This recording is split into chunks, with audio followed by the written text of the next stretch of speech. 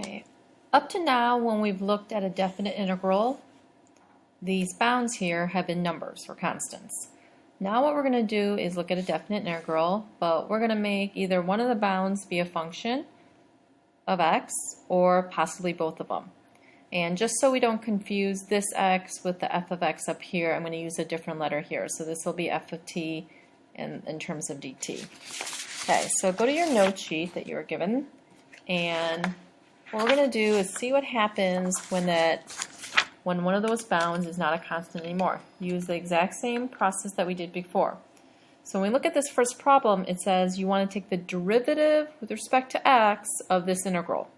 So we need to integrate first and then take the derivative. So we're going to do this in two different steps. So first thing I'm going to do is forget about the derivative symbol. Let's go ahead and integrate this. And use the first fundamental theorem. So integrate it. It's t cubed over 3. My bounds are 2 and x. And I'm going to plug it in.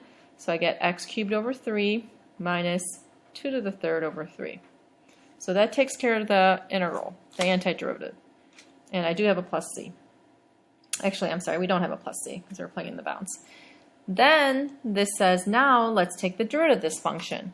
So now if I take the derivative of this function, what happens here? I bring down the 3, so the 3 divided by 3 is 1. This becomes x squared.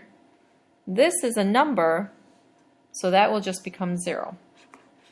So this whole problem just becomes x squared. Let's do the same thing with the second problem. I'm going to start with the integral first. So the antiderivative cosine is sine of t. Let's plug in our bounds. So I have sine of x minus sine of 3. Now I want to do this operation, which says take the derivative of this. The derivative of sine is cosine. The derivative of sine of 3 is a number. I'm sorry, the sine of 3 is a number, so the derivative of that becomes 0. So my answer is cosine of x. Okay, let's do the same thing with the last one, and hopefully we'll start seeing a pattern. So I'm going to do the integral first. Antiderivative is t to the 3 halves. Divided by 3 halves is 2/3. Let's plug in our bounds. If I plug in my bounds, this whole thing becomes 0 minus 2/3 x to the 3 halves. Now let's go ahead and take the derivative of the whole entire expression. The derivative of 0 will still be 0. The derivative of this piece right here, I'm going to bring down the 3 halves, so my number just becomes negative 1.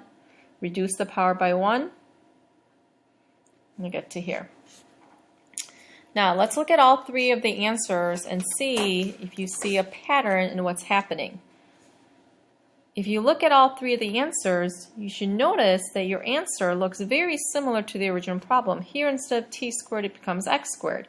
Here, instead of cosine of t, it's just cosine of x. Here, instead of square root of t, it's the square root of x, but this one has a negative sign here. So all that happens when you take the derivative of an integral is that the derivative operation and the integral operation undo each other. They're inverse operations, so these two really disappear, and this x is just getting plugged into here. That's why your answer just becomes x squared. That's why your answer here just becomes cosine of x. The reason why this one has a negative sign in front of it is because this bound with the x was on the bottom, and we ended up subtracting that bottom term. So notice it does not matter what this number here is, because when you plug in the number and you end up taking the derivative, that will end up becoming 0. So the general rule is that when you take the derivative of an integral, these two operations undo each other. The x replaces the t, so this just becomes f of x. So we want to use this shortcut to do some of these problems. So this is going to become the cube root of x. Doesn't matter that this is an 8 on the bottom, or a 10, or a 0, or a 100. When I plug in the 8 and I end up taking the derivative, it'll end up being 0. This is just 1 over square root of 1 minus x squared. This just becomes secant square root of x. So I replace the t with the x. This becomes 2x sine squared x squared. The last one, if you notice, the x is on the bottom. So we noticed above that's a negative sign, negative x cosine of x. This last one here, notice both of these are numbers. No matter how you integrate this, even if we use our calculator, this is going to become a number. So the derivative of number becomes 0. So when both the bounds are numbers and you end up taking the derivative of it, this is going to become 0.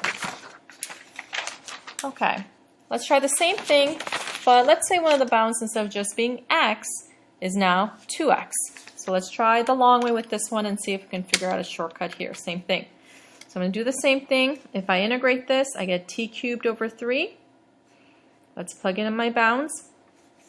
If I plug in this, I get 2x to the third over 3 minus 2 to the third over 3.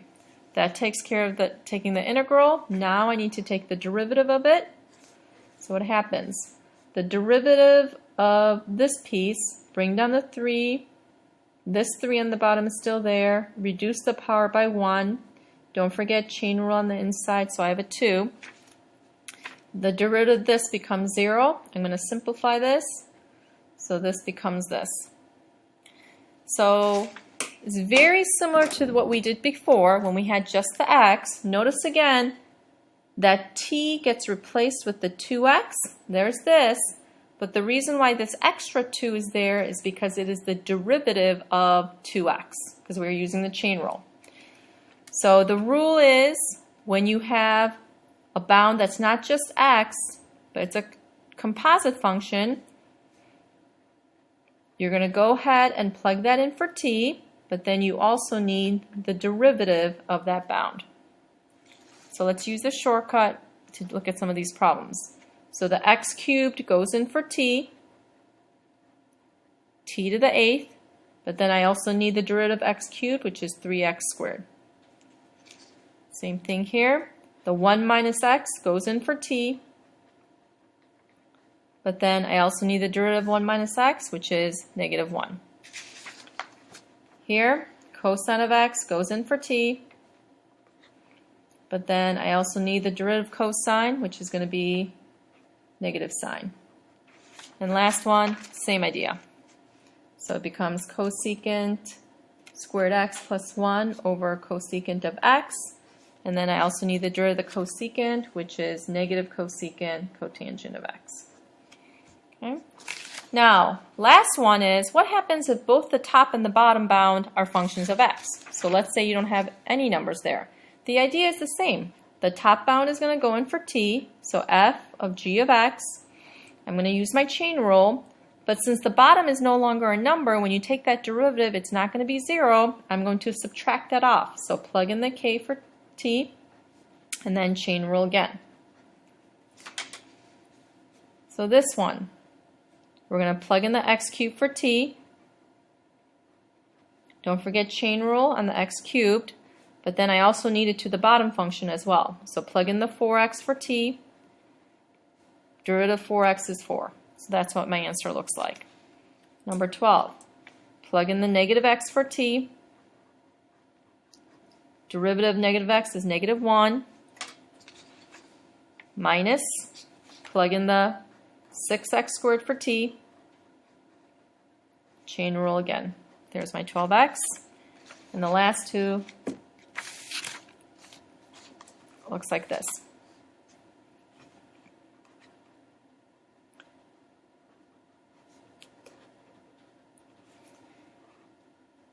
Two cosecant of 2x minus cosecant, of secant of x, secant x, tangent x, because that is the derivative of the secant.